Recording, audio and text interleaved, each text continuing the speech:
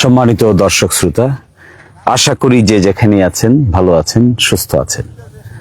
আমি এখন দাঁড়িয়ে আছি আমার দিরাই উপজেলার চাপতির হাওর, যেখানে এক সময় আপনারা দেখেছেন অথই পানি আর পানি। এখন দেখবেন ধান গাছ আর ধান গাছ।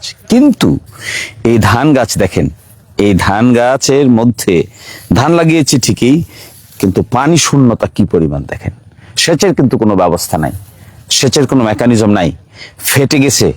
ধান গাছগুলো আস্তে আস্তে আস্তে আস্তে এমন অবস্থায় যাচ্ছে, শুকিয়ে যাচ্ছে। এখানে ধান হবে কি করে? এই ধান গাছগুলো বড় হয়ে ধান ধরতে হবে তো এখানে। এখানে দেখেন মাটির মাঝখানে এমন কাঠ ফাটা ধরছে, যে কাঠ ফাটার কারণে এখানে আসলে প্রকৃত অর্থে ধান হওয়াটাই অসম্ভব হয়ে গেছে। এখানে ছিল হাওর, এখানে ছিল পানি, এখানে এখন হয়ে গেছে পানি শূন্যতায় ভুগছে। আমি আপনাদেরকে আগেও বলেছিলাম যে সময় আসতেছে এগুলো লেয়ারের নিচে চলে যাবে, এত নিচে চলে যাবে যে টিউবওয়েলও পানি পাওয়া যাচ্ছে না, সাবমার্সিবে এখন পানি পেতে হচ্ছে। কিন্তু এইখানে এমন একটা পজিশন দেখা দিচ্ছে যেখানে আসলেই প্রকৃত প্রস্তাবে কোনো পানি আর করা সম্ভব নয়। যারা কর্তৃপক্ষ আছেন, অথরিটি আছেন, যারা জনপ্রতিনিধি আছেন, আসুন না এখানে। এখানে আসেন না কেন? এখানে আসেন, দেখেন লোকজন নিয়ে আসেন, সরকারের কর্তৃপক্ষকে নিয়ে আসেন, দ্রুত বেগে নিয়ে আসেন। দেখেন এই অবস্থা হলে কৃষি জমির বিপর্যয় হওয়া ছাড়া কোনো উপায় নাই। এমন বিপর্যয় হবে যে এখানকার মানুষ সত্যিকার অর্থে ভালো কোনো কিছুর সন্ধানই খুঁজে পাবে না।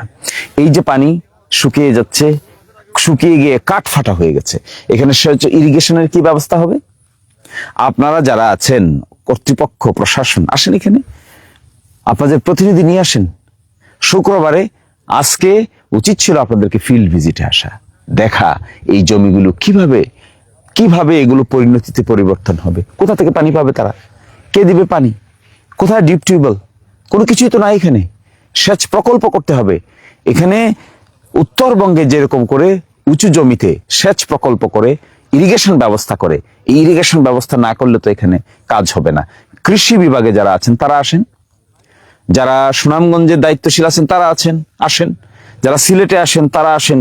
হাজার হাজার হেক্টর জমি, লক্ষ লক্ষ পরিমাণ ধান উৎপাদন হবে এখানে। যদি তা করতে না পারি আমরা, তাহলে কিন্তু বড় ধরনের বিপর্যয়ের মধ্যে পড়বো আমরা।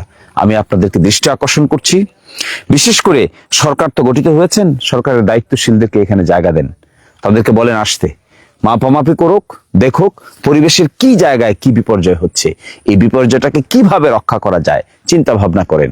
সায়েন্টিস্টদেরকে ডাকেন, বিজ্ঞানীদেরকে আনেন, সমাজকর্মীদেরকে আনেন, পরিবেশ কর্মীদেরকে আনেন, এনে এখানে কর্মকাণ্ড পরিচালনা করেন। যারা জনগণের দায়িত্ব পেয়েছেন, আমি এক্সপেক্ট করব আপনারা আসেন এখানে। আপনারা না আসতে পারলে আপনাদের প্রতিনিধি পাঠান। হাওরে দেখেন কি হচ্ছে। শুধুমাত্র আরাম কেদারায় চেয়ারে বসে থাকলে তো আর দায়িত্ব পালন হবে না। কিভাবে দায়িত্ব পালন করবেন আরাম কেদারায় বসে? এখানে এসে সুন্দর করে আপনারা আপনাদের অফিসিয়াল স্টাফদেরকে নিয়ে এসে, সরকারি স্টাফদেরকে নিয়ে এসে অ্যাসেসমেন্ট করেন, কৃষকদেরকে ডাকেন, মত বিনিময় করেন, কিভাবে এই বিপর্যয় থেকে রক্ষা পাবে। আজকে তো এই দশা দেখছেন, আগামী 2-4-5 বছর পরে তো আর কিছুই থাকবে না। তো আমি আপনাদেরকে আহ্বান জানাবো, কৃষিকে বাঁচাতে হবে, বাঁচাতে হবে এই জমিনকে, বাঁচাতে হবে হাওরগুলোকে। আর না হয় দিহারাই সাল্লার মানুষ বাঁচবে না। তারা যে যেখানে আছে, যেভাবেই আছে, তাদের পক্ষে এই জমিকে যদি প্রোটেকশন দেওয়া না যায়, তাহলে তাদের পক্ষে এগুলো কোনোভাবেই সম্ভব হবে না। তো আমি আপনাদেরকে আহ্বান জানাই, আসেন সকলে মিলে এখানে কাজ করেন।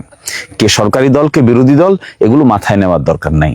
সকলে মিলে এখানে কাজ করেন, প্রশাসনকে ইনভলভ করেন, বিজ্ঞানীদেরকে ইনভলভ করেন, সমাজকর্মীদেরকে ইনভলভ করেন, পরিবেশ কর্মীদেরকে ইনভলভ করেন।